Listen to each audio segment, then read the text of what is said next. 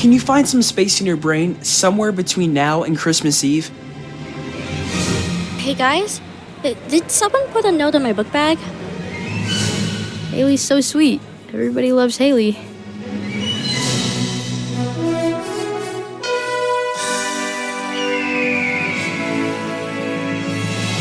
I'm Miss Jean. Join me on a trip to Discovery Mountain, where the air is clear enough to hear your imagination, and where every day is an exercise in faith.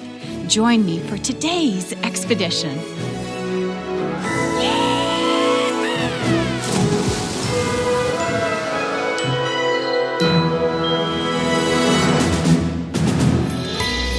It's a busy Christmas season in Discovery Mountain. The air is getting colder and carols are in the air.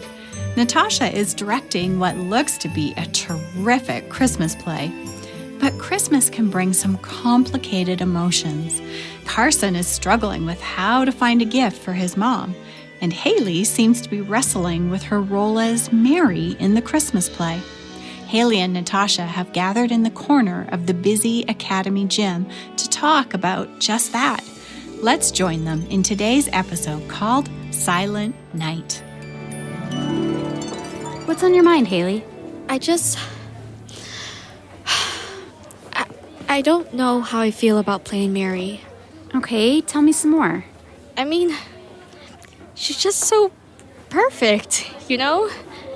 I read everything it says about Mary in the Bible, and she does whatever God asked her to do. I see. I think the only time she ever seems at all upset is when she and Joseph lost Jesus for 3 days, when he was 12. Otherwise, she just faithfully obeys God. Do you feel like you couldn't do that? I mean, I like to think I could, but I know I'm not like that at all. I get frustrated, and I say things I regret. Okay. I don't think I'm cut out for this. Maybe someone else should play Mary. You know, the Bible doesn't say a whole lot about Mary. It just gives us a few important details about her. True, I didn't find too much about her.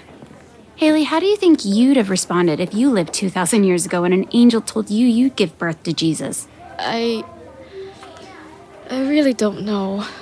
I think I'd be terrified, but it doesn't seem like Mary was. You know, one reason I wrote this play was so I could imagine what Mary's experience was like, what everyone's experience was like, including what Mary must have felt when she had to tell her fiancé she was expecting a child. Yeah? How do you think you'd feel if you had to do that?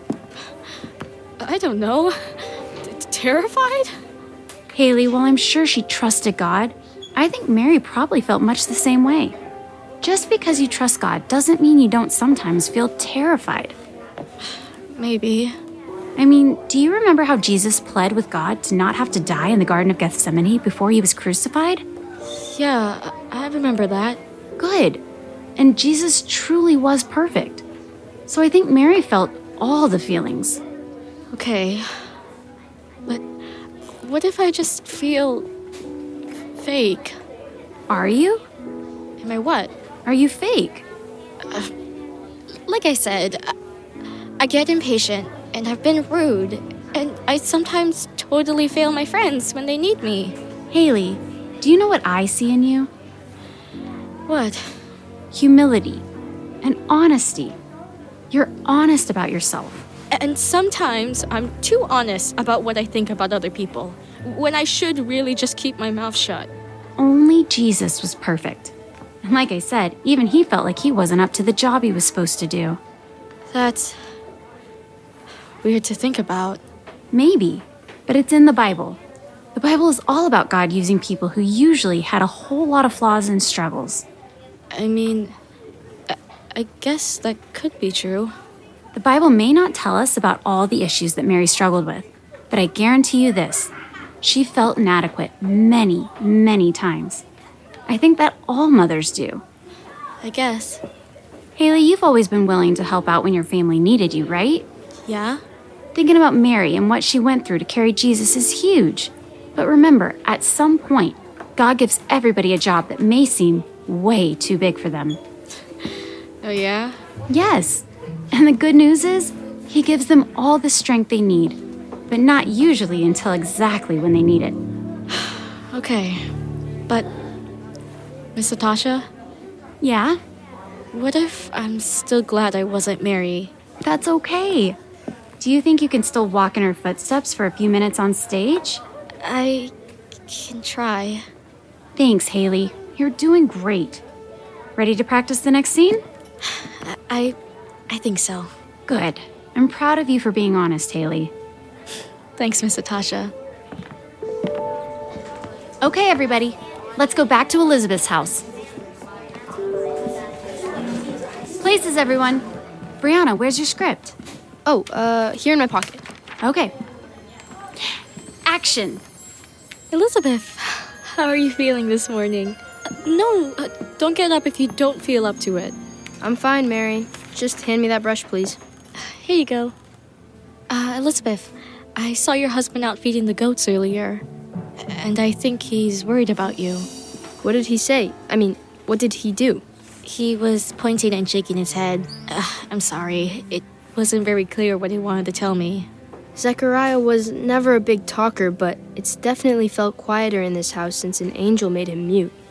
Still, now I feel like I see his heart. Good, Brianna. I'm sure your baby boy will make enough noise for the three of you when he's born. Mary, I was just thinking how strange it is that we both know what our child will be before he's born. We don't need to wait until the midwife says it's a boy. That's so true.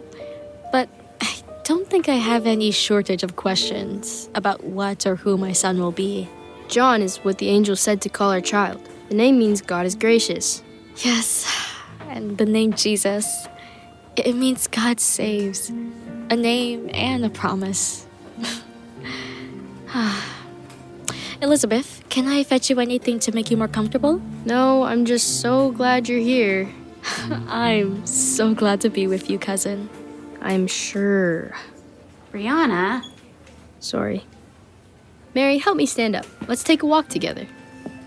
Take my arm, Elizabeth. Thank you, dear. Everyone, you all did a fantastic job. And best of all, we made it through the entire play today. We're even done early. You're welcome, Miss Natasha. Now, that's our last practice this week. So keep studying your lines over the weekend, and we'll see you here on Monday. Miss Natasha, I'm working double shifts at the Emerald Lake Hotel and Spa this weekend. But I'll have my script with me to look over my lines when it's not busy. Hayley, you're doing fine. So don't worry too much about it. Some of the rest of you, well, you know who you are. So keep studying the script. Okay, Miss Natasha. I don't need to study. I already have this covered. All right, Hugo. But I sure hope that you're not being overly confident. Nah. Have a good weekend, everyone.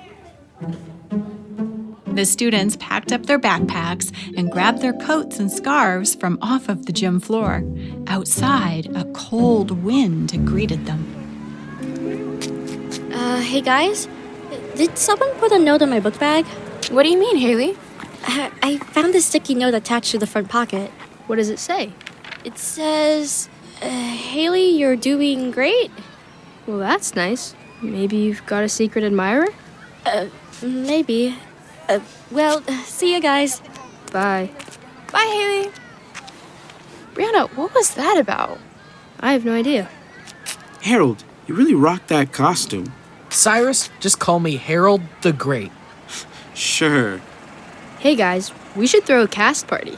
That'd be fun. We could have popcorn and watch a movie and play charades. Charades? Yeah, it's a party game that requires acting. Without talking, I'm no mime. It's like a silent movie. Oh, right. That makes sense. Or we could play Pictionary. Yeah, that's always a blast. Cyrus draws some great stick figures. Really, Cyrus? Listen, I told you. That was an orangutan. I even used the orange marker so there'd be no mistake.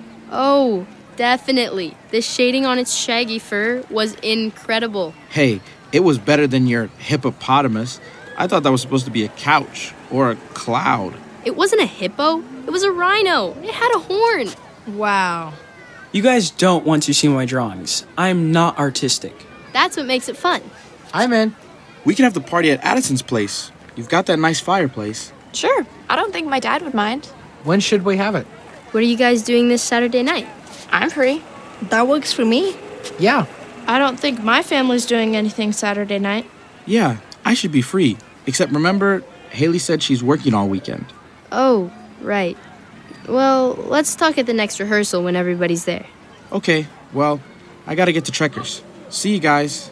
See ya. See ya. See you, Cyrus. Bye, guys. Yeah, I gotta run. See ya. Later. Hey, Brianna, Yeah, Carson? you got a minute? Oh, sure. What's up? You heading to the cafe? Yeah, they know I'm coming late because of play practice. Mind if I walk with you? Sure, come on. Brianna, I was just wondering, are you doing okay? Oh, yeah, I'm fine. It's Christmas, right? This Christmas feels different for me and my mom. Oh? Yeah, my mom acts like everything's fine, but she's just not her usual self this Christmas, you know? What's she doing differently? It just seems like she's only acting happy about Christmas for me. Do you think something's bothering her? I don't know. She'd been so happy lately. I don't know what gives. Huh. When do you think it started? I mean, she seemed pretty happy at Thanksgiving. She never seemed better. Yeah, she was laughing and talking with my mom like everything was great. It didn't seem fake at all. No, I don't think it was. Like, I know when she's pretending things are okay when they aren't. She was good then. Okay. But right after the 1st of December, it's like she got gloomy. I feel like if I got her the perfect gift, it would help cheer her up. That's really sweet. Thanks. But if something else is bothering her, even a really thoughtful gift wouldn't make the difference, I don't think. What do you mean? I mean, it's not your job as her son to make her happy. She wouldn't want you to think that way anyway. But Carson, sometimes you just have to let people feel what they're feeling without trying to fix them. I guess. Your mom loves you, which means you make her happy just being yourself. She may not even know why she feels like she does right now. Are you sure about that? I mean, you know things haven't always been the best between me and my mom. I love her, but at some point, we both make our own choices. Accepting that has brought us closer. Yeah, I get it. Parents, right? Exactly. Well, I better get on in for work. Drive safe. Thanks. Have fun at work. Fun and work? I don't think so. See ya. Acting in the Christmas play is making the students face some serious personal issues. We'll find out more after the break. Hello, listeners. I'm Logan Parchimento, the voice of Hugo Garcia here in Discovery Mountain. Being a part of Discovery Mountain is a really fun experience for me. I can't get enough of the program, and that's why I love the club. As a mountaineer, I can listen to even more programs like Jake's Take, Creation Nuggets, and Bedtime Bible Stories. If you're not a mountaineer yet, check it out today. Visit discoverymountainclub.com. We'll see you there. Hi, listeners. Clara Goodman, the voice of Lana here. I know you can't see me, but I'm wearing my favorite Discovery Mountain t-shirt in the studio today. Would you like one too? Visit discoverymountain.com/store. As Carson headed to his car, he bumped into a familiar face. Carson, how are you, wise man? Hi, Chaplain Jake. Pretty good. So, what do you think of the play? I can't believe Natasha wrote the whole script. I'm so proud of her. Yeah, I feel a little overdressed in that outfit with all that headgear, but it helps put me in the right frame of mind, I guess. Oh, you guys look great. Harold, though, wow, that beard and the crown, he looks amazing. Harold the Great. Now we know what Addison's gonna look like when she's an old woman, and what Harold's gonna look like when he's an old man. You're telling me. But it helps us forget we're looking at people we see every day, to suspend our disbelief, as Miss Natasha said. How's that going for you? What do you mean? Suspending your disbelief? Oh, I see. Well, I've been thinking about the Magi. Like, who were they really? Well, they were obviously rich. Yeah, that's not me. And they apparently had the resources and time to go on a months-long trip out of the blue. See, that's the problem with the world today. People are too tired from their jobs and basic survival to just drop it all and travel for months on end. Carson, imagine that you were going on a trip where you traveled on and on, never quite sure where you were going. And on this trip, you traveled almost entirely by night through the deserts and wilderness. But at the end, you would see Jesus. Would you go on a trip like that? Well, that just sounds like life. Yeah, you know what? I think you're right. Chaplain Jake, where do you think the Magi came from? Well, they probably came from Persia or someplace else where there was a Jewish community. That way they'd have access to the Hebrew Bible to read about the Messiah. That makes sense, but it just says they came from the east, so maybe they started from a bunch of different directions, then they saw they were all following the same star. Interesting. Cool thought. They could have come from Nepal, or China, or Korea even. Now that's a long way to travel by camel. Hey, they could have traveled on Bactrian camels. They what? The two-humped camels they have in Mongolia and other places in Asia. I saw a show about them on the History Channel. History Channel? Ugh. But Natasha loves it. It's amazing, Chaplain Jake. The two-humped camels are hairier and easily twice the size of Middle Eastern camels, because it gets colder there. Really? Yeah, dromedaries have one hump, Bactrian camels have two. Thanks, History Channel. Well, then being a Magi is a perfect role for you. What do you think the Magi did after they got home? It's like they traveled, they saw Jesus, they went home. I don't know for sure, but they probably told others about meeting Jesus. Oh, and all the miracles they experienced. Yeah. Or maybe later they met one of Jesus' disciples. You know, tradition says Doubting Thomas went all the way to India and preached about Jesus there. Doubting who? Thomas, you know, Jesus' disciple. People have always called him Doubting Thomas because after Jesus came back to life, the other disciples told him they'd seen Jesus. But Thomas didn't believe them until Jesus himself showed up. Whoa. Thomas said he wouldn't believe any of it until he saw the scars in Jesus' hands. So Jesus appeared and said, "Look, it's me." Wow. Yeah, super wow. Still, I think if I'd follow someone as nice as Jesus and then saw them die so horribly, I wouldn't know what to think if someone said they'd come back to life. True. I'd want it to be true, but I'd be afraid it wasn't. So you mean even if everybody else in your group said, "No, really, I saw him"? I don't know. So many times I've gotten my hopes up about things in my life, and then they've fallen apart. I try not to get too excited or too comfortable. Well, sometimes you just have to accept what the evidence is telling you, right? You have to make a leap of faith and say, "I accept this good thing that God gave me." I guess. I'd guess I've just learned to survive, you know? And you're still in survival mode, right? Yeah, I think that's the only way I know to be. Oh, I get it. Sometimes it feels weird being around all my friends here in Discovery. They're all so certain about God and Jesus. They act like life isn't just one mess after the other. Well, I think sometimes you just have to follow the star in front of you, even if you don't think you belong, even when you're not from around here. Thanks, Chaplain Jake. I'll think about that. Anytime, Carson. You'd better get home. Yeah, but I think I need to head back to the cafe first. Okay, I'll walk with you. It's getting cold. Want a ride? Even better. Let's go. What does Carson have to do back at the cafe? We'll find out right after this. Hello, teachers and homeschooling parents. George Swanson here. As an educator myself, I know how important it is to find high-quality resources for your students.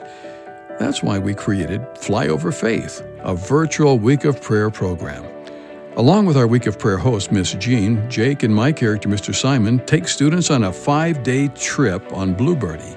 We'll exercise our faith and even learn a little geography along the way. Learn more about this plug-and-play week of prayer at discoverymountain.com/flyoverfaith. Hey, it's Sean Boonstra, Speaker Director of The Voice of Prophecy. Has Discovery Mountain been an encouragement to the children in your life? Weekly Discovery Mountain episodes are made possible through the generosity of our supporters. Would you like to join us As a supporter, call us at 1-877-566-7365. Carson's back at the cafe and walking toward Brianna. Is that what he needed to do? Talk to her about something? Let's find out. Brianna? Hey, you hungry? No, I have a question for you. Do you have a minute? Yeah, it's slow. What's up? Are you mad at Hayley? What? You've just been kinda snippy with her. No way. Hayley's so sweet. Everybody loves Hayley. You sure? Totally. And she's doing a great job playing Mary. I couldn't do it like she is. Okay, I was just wondering. Yeah. Though, did you see that note she said she found on her backpack? That was kinda weird, right? What's that note on your backpack? Where? Oh, on the pocket. It says, "Strong work, Brianna. I'm proud to know you." Well, that's nice of somebody to say. It's a computer printout, so you can't tell who wrote it. Do you think it was Miss Natasha? Maybe, but she's been saying encouraging stuff to us all along. Though she's got a printer in her office, so it could be her. I don't know. It just doesn't seem like something she'd do. That's so weird. Nice, but weird. Totally. Hey, I was gonna text you. My mom told me she needs help with the newspaper over the Christmas break. Really? Yeah, she's right over there having a tea. You should go and talk to her. Like, right now? Yeah, come on. Hey, Mom. Brianna. Yes, Brianna? Oh, hi, Carson. It's okay. How are you, Carson? And your mom? Good. Good. Carson is looking for work so he can buy his mom a nice Christmas present. Oh, that's so sweet. And you said that you needed help at the newspaper over the holidays. I really could use some help, Carson. Nothing glamorous. You don't mind manual labor, do you? No. Well then, Brianna, can you bring Carson over to the newspaper office? The house? On Monday after rehearsal? Sure. Thank you. Good. We'll see you then. See, Carson? Nothing ventured, nothing gained. Okay. The next week, the cast and crew of the Christmas play met to start their final week of rehearsals. Hey, Carson. Hope you don't mind sorting newspapers. Oh, that's fine. Cool. I'll walk you over after practice. Thanks again, Brianna. Don't mention it. Listen up, everyone. Today is a full dress rehearsal with all the props and music. And good news, DS said you could miss classes on Thursday.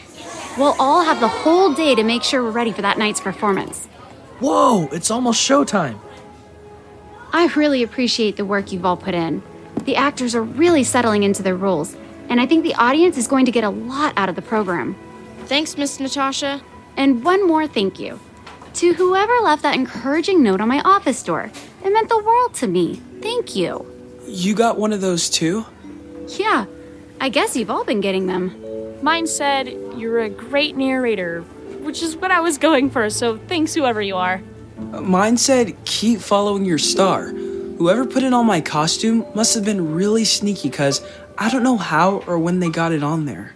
Mine said, "You make a great old woman," which I guess is encouraging. You really do, Addison. I'm glad you agreed to the role. Mine said, "Thanks for not letting Mary down." I mean, that's more about the character I'm playing, but I am trying to live up to Joseph's example. Did you get one, King Harold? Yeah, mine said, "You've got this." Nice. Unless they're saying something about Herod's character comes naturally for you. Who can say?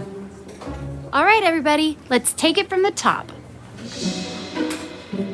That evening, Carson sorted newspapers for Emily Harris. When he finally got home, he was tired, but happy.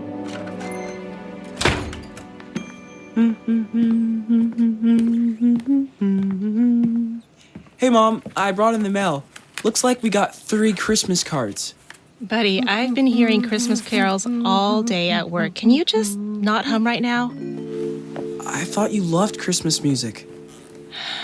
Well, right now it's just too much. Is that why we're having microwave pizza tonight? You never make microwave pizza unless something's wrong. Why would anything be wrong? It's Christmas. Well, It's like you've just been grumpy lately. I don't know what to tell you, Carson. Well, I've been trying to be more positive. I've even been acting in the Christmas play. And you've just been, I don't know, somewhere else. Even when you're right here. Carson, I just don't have the brain space for any of this right now. I'm sorry. Well, can you find some space in your brain somewhere between now and Christmas Eve? Carson! You haven't even said if you've been able to get off work for my play. Do you even have brain space for me?